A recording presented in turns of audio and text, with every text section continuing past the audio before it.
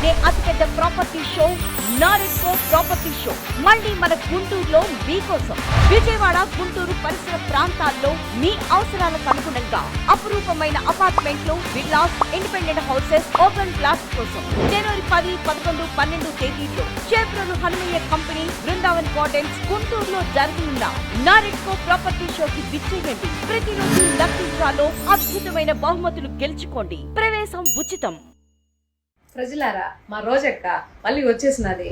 ఏదో తెలుస్తా మీక రోజక్క ఏదో మాట్లాడుతూ ఉండవు. ఏం మాట్లాడుతూ ఉండవు?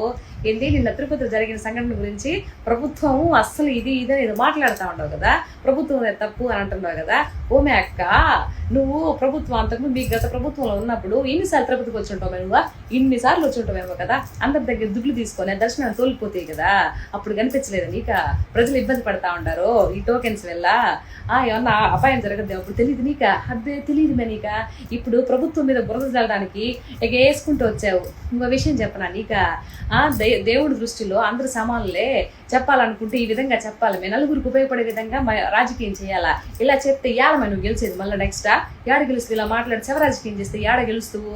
గెలవు కదా. నేను చెప్తున్న సలహా తీసుకో, మంచిగా మాట్లాడు, నలుగురికి ఉపయోగపడే మాట్లాడితే బాగుంటది. ఇంకొక విషయం చెప్పనా?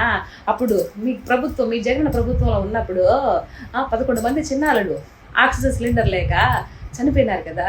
అప్పుడు మేము మాట్లాడలేదు నువ్వా? నోట్లో మాటలు రాలని 11 మంది కేవలం ప్రభుత్వ వైఫల్యం వల్ల సరిపోయారు. అప్పుడు ఎందుకు మాట్లాడలేదు నువ్వు? ఇప్పుడు ఊరికి ఒక మిస్టేక్ జరిగిందనే ప్రభుత్వం మీద బురద చల్లడానికి వచ్చేసినావు మైక్ ఒకటి తీసుకునే. భలే మాట్లాడుతుంది. ఈ పప్పులు నా దగ్గర ఉడగవు. వినడానికి విల్లింగ్ కావంటే భారతంలో కృష్ణరాజుడికి ఇంత చెప్పిండంట. అట్లా ఉంది నువ్వు చెప్పేదే. పోయేసిరా, టీ కాఫీ తాగేసిరా, తర్వాత చూసుకుందాం. ప్రజలారా, మా రోజక్క మళ్ళీ వచ్చేసినది. ఏదో తెలుస్తా మీక? రోజక్క ఏదో మాట్లాడుతూ ఉండవు. ఏం మాట్లాడుతూ ఉండవు? ఏంటి నిన్న తిరుపతిలో జరిగిన సంఘటన గురించి ప్రభుత్వం అస్సలు ఇది అని ఏదో మాట్లాడుతూ ఉండవు కదా. ప్రభుత్వం తప్పు అని అంటున్నావు కదా. ఓమే అక్క, నువ్వు ప్రభుత్వం అంతకుముందు మీ గత ప్రభుత్వంలో ఉన్నప్పుడు ఎన్నిసార్లు తిరుపతికి వచ్చి ఉంటావు? నువ్వు ఇన్నిసార్లు వచ్చి ఉంటావేమో కదా. అందరి దగ్గర దుడ్లు తీసుకొని దర్శనాన్ని తోలిపోతాయి కదా. అప్పుడు కనిపించలేదు నీక? ప్రజలు ఇబ్బంది పడతా ఉంటారు ఈ టోకెన్స్ వల్ల. ఏమన్నా అపాయం జరగద్దు అప్పుడు తెలియదు నీక? అదే తెలియదు మే నీక. ఇప్పుడు ప్రభుత్వం మీద బురద జల్లడానికి వేసుకుంటూ వచ్చావు. ఇంకో విషయం చెప్పనా నీక? దేవుడి దృష్టిలో అందరు సమానులే. చెప్పాలనుకుంటే ఈ విధంగా చెప్పాలి. మేము నలుగురికి ఉపయోగపడే విధంగా రాజకీయం చేయాలా? ఇలా చెప్తే ఏడమా నువ్వు గెలిచేది? మళ్ళీ నెక్స్ట్ ఏడ గెలుస్తూ ఇలా మాట్లాడి శవ రాజకీయం చేస్తే ఏడ గెలుస్తావు? గెలవు కదా. నేను చెప్తున్న సలహా తీసుకో, మంచిగా మాట్లాడు, నలుగురికి ఉపయోగపడే మాట్లాడితే బాగుంటది. ఇంకొక విషయం చెప్పనా? అప్పుడు మీ జగన్ ప్రభుత్వంలో ఉన్నప్పుడు 11 మంది చిన్నారులు ఆక్సిజన్ సిలిండర్ లేక చనిపోయినారు కదా. అప్పుడు మేము మాట్లాడలేదు నువ్వా? నోట్లో మాటలు రాలని 11 మంది కేవలం ప్రభుత్వ వైఫల్యం వల్ల సరిపోయారు. అప్పుడు ఎందుకు మాట్లాడలేదు నువ్వు?